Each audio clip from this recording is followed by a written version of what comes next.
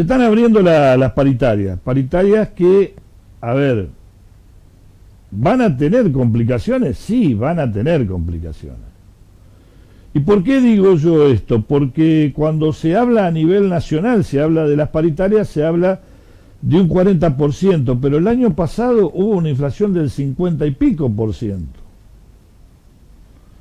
Encima, a ver, agregarle de que en algunos casos, como por ejemplo los docentes, trabajaban en su casa, es decir, que no tenían ni gasto de transporte, ni de ropa, ni de ninguna de otras de las cosas que uno pudiera decir que la verdad, complicaría mucho más la situación económica.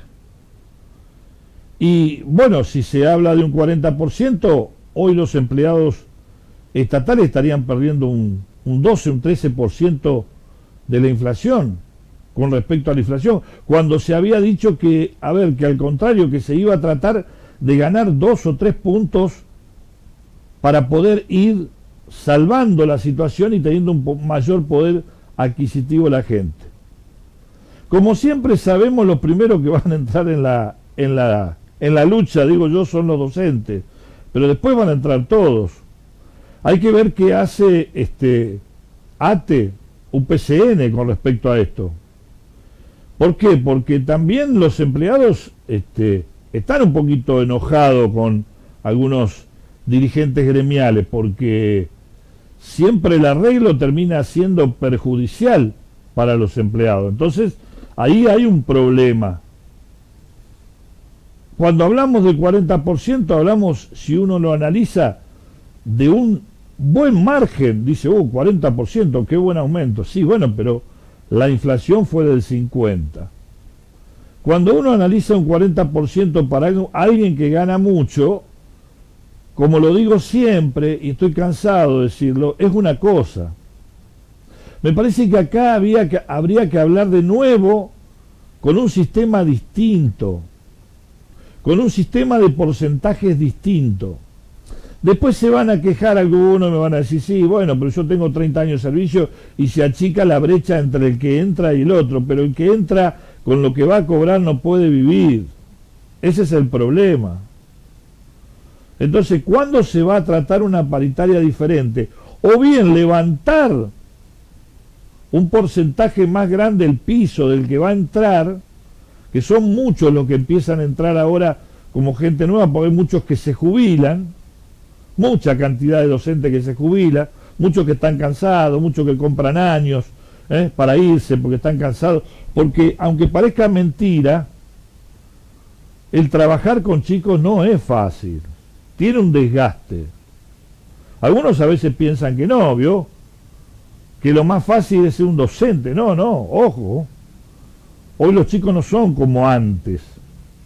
Pero bueno, a ver, esto que yo te estoy diciendo es porque hay una desigualdad. Cuando vos aumentás el 40% de 20.000 pesos, no es nada, pero cuando aumentás el de 200.000 pesos, sí es mucho. Y después hay otro problema, a los más altos termina comiéndole ganancia el aumento, es decir, que si usted le da un aumento del 40 o del 50%, y le termina comiendo el aumento de ganancias. Otro problema que tiene el gobierno y que tiene que resolucionarlo, porque si va a haber cada aumento, en esta magnitud de aumento, tiene que haber una subida automática de lo que es ganancias.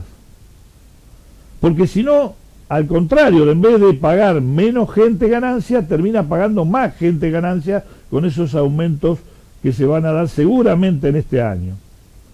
Que lo disfrazan de una manera y lo hacen intercalado, ¿vio? Entonces usted pareciera como que usted no nota, ¿vio? Porque ese 40% a lo mejor se da un 8% ahora, un 10% dentro de 2 meses, un 15% dentro de 7, 8 meses.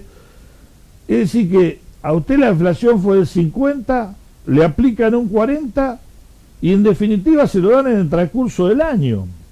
Dice, no, pero que nosotros estamos analizando la inflación de este año. y este año va a ser del 40%. La del año pasado fue del 50%, pero no nos fijamos si realmente le aumentaron el 50%. No le aumentaron el 50%. Le aumentaron mucho menos del 40%. Ese es el problema. Entonces la gente empieza a perder poder adquisitivo, y si la gente empieza a perder ese poder adquisitivo, termina no comprando. Y se termina parando esa rueda, ese consumo interno que necesita cualquier país para poder reaccionar. Mire, ayer hablaba con un amigo, con Ramiro, un amigo, me decía, che, ¿por qué Brasil es distinto? Bueno, ¿qué pasa? Brasil tiene 300 millones de habitantes, nosotros tenemos 40, 45. Es decir, el movimiento interno que nosotros tenemos es mucho más chico de lo que tiene Brasil. Brasil tiene un movimiento interno bastante grande, pese a que, sí, también hay mucha gente sin trabajo y una serie de cosas, pero de todos modos, igual pasa a los 40 millones de nosotros, que en realidad a lo mejor de esos 40 millones trabajan 20. Y son 20 los que pueden gastar internamente. ¿Me entiende lo que le dice? Esa es la diferencia muy grande. Porque dice, las fábricas en Brasil funcionan. Y claro, porque hay más consumo. Aunque no se exporte tanto en algún momento, o no se importe, o tenga algún altibajo Brasil, siempre hay un mercado interno fuerte. Por la cantidad de habitantes que tiene, sin lugar a dudas. Entonces, eso hace a la diferencia, y si nosotros seguimos achicando el sueldo, ya sea porque se le descuenta por ganancias, por un lado, o porque los de abajo le aumentan el 40% y eso no significa nada, y seguramente no vamos a tener buenos resultados en este 2022.